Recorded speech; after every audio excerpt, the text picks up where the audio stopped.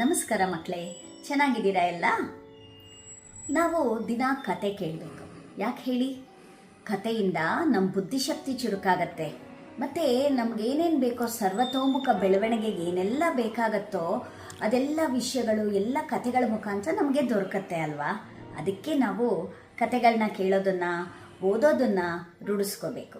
ನಾವೆಷ್ಟೇ ಯೂಟ್ಯೂಬಲ್ಲಿ ಕತೆ ನೋಡಲಿ, ಫೇಸ್ಬುಕ್ಕಲ್ಲಿ ನೋಡಲಿ, ಸಿನಿಮಾದಲ್ಲಿ ನೋಡಲಿ, ಟಿ ವಿನಲ್ಲಿ ನೋಡಲಿ, ಆದರೆ ಬೇರೆಯವ್ರ ಬಾಯಿಂದ ಕತೆ ಕೇಳ್ತೀವಲ್ಲ, ಅಂದರೆ ಅಮ್ಮನ ಬಾಯಿಂದ, ಅಜ್ಜಿ ಬಾಯಿಂದ, ಅತ್ತೆ ಬಾಯಿಂದ, ಹೀಗೆ ಎಲ್ಲರ ಬಾಯಿಂದ ಕೇಳಿದಾಗ ಅದ್ರ ಸೊಗಸೇ ಬೇರೆ. ಅದಕ್ಕೆ ಮಕ್ಕಳೇ, ನಾನು ನಿಮಗೆಲ್ಲ ಒಳ್ಳೆ ಕತೆ ಹೇಳೋಕ್ಕೆ ಬಂದಿದ್ದೀನಿ. ಇವತ್ತು ಯಾವ ಕತೆ ಹೇಳ್ತೀನಿ ಗೊತ್ತಾ ನಿಮಗೆ? ನೋಡ್ತೀರಾ? ಸುಮಾರು 1000 ವರ್ಷಗಳ ಹಿಂದೆ ರಾಜರಾಜ ಚೋಳ ಅನ್ನೋರು ತಮಿಳುನಾಡನ್ನು ಆಳ್ತಾ ಇದ್ದರು.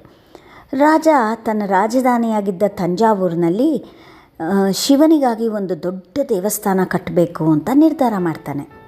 ಅದಕ್ಕಾಗಿ ಹಗಲು ರಾತ್ರಿ ಕೆಲಸ ಮಾಡೋಕ್ಕೆ ಸಾವಿರಾರು ಜನ ಕೂಲಿಗಳನ್ನು ನೇಮಿಸ್ಕೊಳ್ತಾರೆ. ರಾಜನಿಗೆ ನೆರಳು ನೆಲದ ಮೇಲೆ ಬೀಳದೇ ಇರೋ ರೀತಿ ಅನುಪಮವಾಗಿರುವಂಥ ಸುಂದರವಾಗಿರುವಂಥ ಗೋಪುರವೊಂದನ್ನು ಕಟ್ಟಿಸೋ ಆಸೆ ಇರುತ್ತೆ. ಅದಕ್ಕಾಗಿ ಪ್ರತಿಯೊಬ್ಬರು ಹಗಲು ರಾತ್ರಿ ಶ್ರಮಿಸ್ತಾ ಇರ್ತಾರೆ. ಅದೇ ಊರಲ್ಲಿ ಅಳಗಿ ಅಂತ ಒಬ್ಬ ಮುದುಕಿ ಇರ್ತಾಳೆ. ಅವಳು ಇಡೀ ನಗರ ದೇವಸ್ಥಾನದ ನಿರ್ಮಾಣದ ಕೆಲಸದಲ್ಲಿ ತೊಡಗಿದೆ, ನಾನು ವಯಸ್ಸಾಗ್ಬಿಟ್ಟಿದೆಯಲ್ಲ, ಏನೂ ಸೇವೆ ಮಾಡೋಕ್ಕಾಗ್ತಾ ಇಲ್ಲ ಅಂತ ದುಃಖ ಪಡ್ತಾ ಇರ್ತಾಳೆ. ಆಗ ಅಲ್ಲಿ ಕೆಲಸ ಮಾಡ್ತಾಯಿದ್ದ ಒಬ್ಬ ಕೂಲಿ ಆಳಿಗೆ ಬಾಯಾರಿಕೆ ಆಗಿಬಿಡುತ್ತೆ. ಅಜ್ಜಿ, ನನಗೆ ತುಂಬ ಬಾಯಾರಿಕೆ ಆಗಿಬಿಟ್ಟಿದೆ, ನಂಗೆ ಕುಡಿಯೋಕ್ಕೆ ಸ್ವಲ್ಪ ಮಜ್ಜಿಗೆ ಏನಾದರೂ ಸಿಗ್ಬೋದಾ ಅಂತ ಕೇಳ್ತಾನೆ. ಆಗ ಅಜ್ಜಿ ಸಂತೋಷದಿಂದ ಅವನಿಗೆ ಮಜ್ಜಿಗೆ ಮಾಡಿ ಕೊಡ್ತಾಳೆ.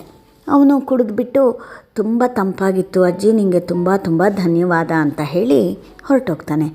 ಆಗ ಅಜ್ಜಿಗೆ ಒಂದು ಹೊಳೆಯುತ್ತೆ, ಅರೆ, ದೇವಸ್ಥಾನ ಕಟ್ಟೋಕ್ಕೆ ಇಷ್ಟು ಜನ ಕೂಲಿ ಆಳುಗಳು ಶ್ರಮ ಪಡ್ತಾ ಇದ್ದಾರೆ, ಪಾಪ ಅವ್ರಿಗೆಲ್ಲ ಎಷ್ಟು ಬಾಯಾರಿಕೆ ಆಗ್ತಾ ಇರತ್ತೆ, ಅವ್ರುಗಳಿಗೆ ನಾನು ಮಜ್ಜಿಗೆ ಹಂಚಿದ್ರೆ ಅದು ದೇವ್ರ ಸೇವೆನೇ ಆಗುತ್ತೆ ಅಲ್ವಾ? ಹಾಗಾಗಿ ಅವ್ರಿಗೆಲ್ಲ ಇನ್ಮೇಲೆ ನಾನು ಮಜ್ಜಿಗೆ ಹಂಚೋಕ್ಕೆ ಪ್ರಾರಂಭ ಮಾಡಿಬಿಡ್ತೀನಿ ಅಂತ ಹೇಳಿ ದಿನ ಏನು ಮಾಡ್ತಾಳೆ, ದಿನ ಮನೆಯಲ್ಲಿ ಮಜ್ಜಿಗೆ ಮಾಡ್ಕೊಂಡು ಬಂದು ಅಲ್ಲಿ ಕೂತು ಕೆಲಸ ಮಾಡ್ತಾ ಇರ್ತಾರಲ್ಲ ಕೂಲಿ ಆಳುಗಳು, ಅವ್ರಿಗೆಲ್ಲ ಆ ಮಜ್ಜಿಗೆನ ಹಂಚ್ತಾ ಇರ್ತಾಳೆ. ಅವರೆಲ್ಲ, ಅಜ್ಜಿ ನಿನಗೆ ಭಗವಂತ ದೀರ್ಘಾಯಸ್ಸು ಆರೋಗ್ಯ ಎಲ್ಲ ಕೊಡಲಿ ಅಂತ ಹೇಳ್ತಾ ಇರ್ತಾರೆ. ಮತ್ತು ಅವ್ರಿಗೆಲ್ಲ ಅಜ್ಜಿ ಕೊಡೋ ಮಜ್ಜಿಗೆ ತುಂಬ ರುಚಿಯಾಗಿರುತ್ತೆ, ತುಂಬ ಇಷ್ಟಪಟ್ಟು ಅವಳ ಜೊತೆ ಸ್ನೇಹ ಮಾಡ್ಕೊಂಡ್ಬಿಡ್ತಾರೆ. ಆಗ ದೇವಸ್ಥಾನದ ಕೆಲಸ ಮುಗಿತಾ ಬರುತ್ತೆ. ಗೋಪುರದ ಮೇಲಿಡೋಕ್ಕೆ ಒಂದು ಕಲ್ಲು ಬೇಕಿರುತ್ತೆ. ಅಲ್ಲಿ ಯಾವುದೇ ಕಲ್ಲು ಅಲ್ಲಿ ಇಡೋಕ್ಕೆ ಸೂಕ್ತವಾಗಿರುವಂಥದ್ದು ಶಿಲ್ಪಿಗಳಿಗೆ ಸಿಗ್ತಾನೇ ಇರಲ್ಲ. ಅಜ್ಜಿಗೊಂದೇ ಯೋಚನೆ, ನಾನು ಇವ್ರಿಗೆಲ್ಲ ಬರೀ ಮಜ್ಜಿಗೆ ಹಂಚ್ತಾ ಇದ್ದೀನಿ, ನನ್ನ ಹತ್ರ ಹಣ ಇದ್ದಿದ್ದರೆ ನಾನು ಏನಾದರೂ ಸೇವೆ ಮಾಡ್ಬೋದಿತ್ತು ಅಂತ ದುಃಖ ಪಡ್ತಾ ಇರ್ತಾಳೆ. ಆಗ ಒಬ್ಬ ಕೂಲಿ ಆಳು ಬಂದು ಕೇಳ್ತಾನೆ, ಯಾಕಜ್ಜಿ ಇಷ್ಟು ದುಃಖ ಪಡ್ತಿದ್ದೀಯಾ? ಇನ್ಮೇಲೆ ದೇವಸ್ಥಾನದ ಕೆಲಸ ಮುಗಿದೋದ್ರೆ ಮಜ್ಜಿಗೆ ಹಂಚೋಕ್ಕಾಗಲ್ಲ ಅಂತ.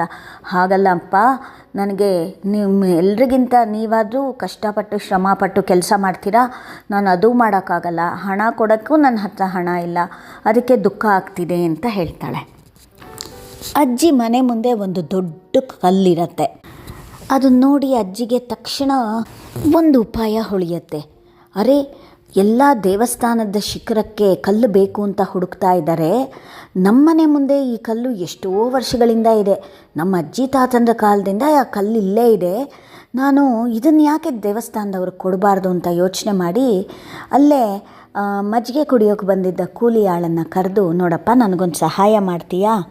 ಇದು ನಮ್ಮನೆ ಮುಂದೆ ಈ ಬಂಡೆ ಇದೆಯಲ್ಲ, ಇದನ್ನು ದೇವಸ್ಥಾನದ ಮೇಲೆ ಕಲ್ಲು ಬೇಕು ಅಂತ ಇದ್ದಾರಲ್ವ ಶಿಲ್ಪಿಗಳು, ಅವ್ರಿಗಿದನ್ನು ತೊಗೊಂಡು ಹೋಗಿ ಕೊಡೋಣವಾ ಅಂತ ಕೇಳ್ತಾಳೆ. ಆಗ ಆ ಹುಡುಗ ಸರಿ ಅಂತ ಹೇಳಿ ಇನ್ನೂ ತನ್ನ ಸಹಾಯಕರನ್ನ ಎಲ್ಲರನ್ನೂ ಕರ್ಕೊಂಡು ಬಂದುಬಿಟ್ಟು ಪ್ರಧಾನ ಶಿಲ್ಪಿಗೆ ಈ ಬಂಡೆನ ಗೋಪುರಕ್ಕೆ ಉಪಯೋಗಿಸ್ಕೊಳ್ಳೋಕ್ಕೆ ಅಂತ ತೊಗೊಂಡು ಹೋಗಿ ಕೊಡ್ತಾರೆ. ಶಿಲ್ಪಿಗೆ ತುಂಬ ಸಂತೋಷ ಆಗುತ್ತೆ. ಆ ಬಂಡೆ ಅದಕ್ಕೆ ತುಂಬ ಸೂಕ್ತವಾಗಿರುತ್ತೆ, ಆ ಗೋಪುರದ ಮೇಲೆ ಕೂರಿಸೋದಕ್ಕೆ, ಕೆತ್ತನೆ ಮಾಡೋದಕ್ಕೆ. ತಕ್ಷಣವೇ ಆ ಶಿಲ್ಪಿ ಆ ಗೋಪುರದ ಮೇಲ್ಭಾಗಕ್ಕೆ ಇದರಿಂದ ಕೆತ್ತನೆ ಮಾಡಿ ತೊಗೊಂಡು ಹೋಗಿ ಅದರ ಮೇಲೆ ಕೂರಿಸ್ತಾರೆ. ಅಂತೂ ದೇವಸ್ಥಾನದ ನಿರ್ಮಾಣ ಕಾರ್ಯ ಮುಗಿದು ಹೋಗುತ್ತೆ. ರಾಜ ನೆಮ್ಮದಿಯಿಂದ ನಿದ್ದೆ ಹೋಗ್ತಾನೆ. ಅಲ್ಲಿ ತನಕ ಯಾರು ಶಿವನಿಗೋಸ್ಕರ ತಂಜಾವೂರಲ್ಲಿ ಅಷ್ಟು ದೊಡ್ಡ ಗೋಪುರದ ಒಂದು ದೇವಸ್ಥಾನ ನಿರ್ಮಾಣನೇ ಮಾಡಿರಲಿಲ್ಲ. ಆ ರಾತ್ರಿ ರಾಜನಿಗೊಂದು ಕನಸು ಬೀಳುತ್ತೆ. ಶಿವ ರಾಜನ ಕನಸಿನಲ್ಲಿ ಬಂದು, ರಾಜ, ಅಳಗಿ ಅನ್ನೋ ಮುದುಕಿ ದಾನ ಮಾಡಿದ ಕಲ್ಲಿನ ಕೆಳಗೆ ನಾನಿರೋಕೆ ನಂಗೆ ತುಂಬ ಸಂತೋಷ ಆಗ್ತಿದೆ ಅಂತ ಹೇಳ್ತಾನೆ. ರಾಜನಿಗೆ ಆಶ್ಚರ್ಯನೋ ಆಶ್ಚರ್ಯ. ಅಲ್ಲ, ನಾನು ಅಷ್ಟೊಂದು ದೊಡ್ಡ ದೇವಸ್ಥಾನನ ಶಿವನ ವಾಸಕ್ಕಾಗಿ ಕಟ್ಸಿದ್ದೀನಿ, ಆದರೆ ಶಿವ ಯಾಕೆ ಅಳಗಿ ಅನ್ನೋ ಮುದುಕಿ ಅವಳು ಕೊಟ್ಟ ಕಲ್ಲಿನ ಕೆಳಗೆ ಸಂತೋಷದಿಂದ ವಾಸ ಮಾಡ್ತಿದ್ದೀನಿ ಅಂತ ಹೇಳ್ತಾರೆ? ಯಾರ ಮುದುಕಿ ತಿಳ್ಕೊಬೇಕು ಅಂತ ರಾಜ ವಿಚಾರಿಸ್ತಾ ಹೋಗ್ತಾನೆ. ಆಮೇಲೆ ಗೊತ್ತಾಗತ್ತೆ, ಆ ಮುದುಕಿ ಸಿಗ್ತಾಳೆ. ಆಗ ರಾಜ ಹೇಳ್ತಾನೆ, ಅಮ್ಮ, ಶಿವನಿಗಾಗಿ ನೀನು ಏನು ಸೇವೆ ಮಾಡಿದ್ದೀಯೋ ನನಗೆ ಗೊತ್ತಿಲ್ಲ, ಆದರೆ ಶಿವ ನನ್ನ ಕನಸಲ್ಲಿ ಬಂದು ನಿಮ್ಮ ಕಲ್ಲಿನ ಕೆಳಗೆ ನಾನು ವಾಸ ಮಾಡೋಕ್ಕೆ ಸಂತೋಷ ಅಂತ ಹೇಳ್ತಾರೆ ಅಂತ ಹೇಳ್ತಾನೆ. ಆಗ ಅಜ್ಜಿ ಹೇಳ್ತಾಳೆ, ರಾಜ, ನಾನೇನೂ ಮಾಡಿಲ್ಲ, ದೇವಸ್ಥಾನಕ್ಕೋಸ್ಕರ ಕೆಲಸ ಮಾಡ್ತಾ ಇದ್ದ ಕೂಲಿಗಳಿಗೆ ಮಜ್ಜಿಗೆ ಹಂಚ್ತಾ ಇದ್ದೆ. ನನ್ನ ಗುಡಿಸಲಿನ ಮುಂದೆ ಇದ್ದ ಈ ಬಂಡೆನ ಗೋಪುರದ ಮೇಲ್ಭಾಗಕ್ಕೆ ಉಪಯೋಗಿಸ್ಕೊಳ್ಳಿ ಅಂತ ಕೊಟ್ಟೆ ಅಷ್ಟೇ ಅಂತ. ರಾಜನಿಗೆ ಆಕೆ ಭಕ್ತಿ ನೋಡಿ ತುಂಬ ಸಂತೋಷ ಆಗುತ್ತೆ.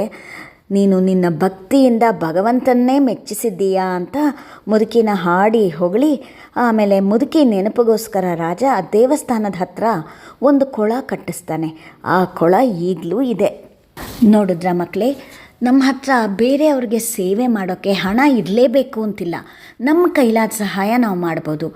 ಅಜ್ಜಿ ಹೇಗೆ ತನಗೇನೂ ಕೈಯಲ್ಲಿ ಮಾಡೋಕ್ಕಾಗಲ್ಲ ಅಂತ ಹೇಳಿ ಬಾಯಾರ್ದವ್ರಿಗೆ ಮಜ್ಜಿಗೆ ಕೊಟ್ಟು ತಂಪು ಮಾಡಿದ್ಲೋ, ಆ ಥರ ನಾವು ಚಿಕ್ಕ ಚಿಕ್ಕ ಸಹಾಯ ನಮ್ಮ ಕೈಲಾಗಿದ್ದನ್ನು ಬೇರೆಯವ್ರಿಗೆ, ಸಮಾಜಕ್ಕೆ ಮಾಡ್ತಾ ಇದ್ದರೆ ನಮ್ಮ ಜನ್ಮ ಕೂಡ ಸಾರ್ಥಕ ಆಗುತ್ತೆ ಅಲ್ವಾ? ಕಥೆ ಚೆನ್ನಾಗಿತ್ತ ಮಕ್ಕಳೇ? ನಾಳೆ ದಿನ ಇನ್ನೊಂದು ಹೊಸ ಕಥೆ ಹೇಳೋಕ್ಕೆ ಬರ್ತೀನಿ, ಆಯಿತಾ?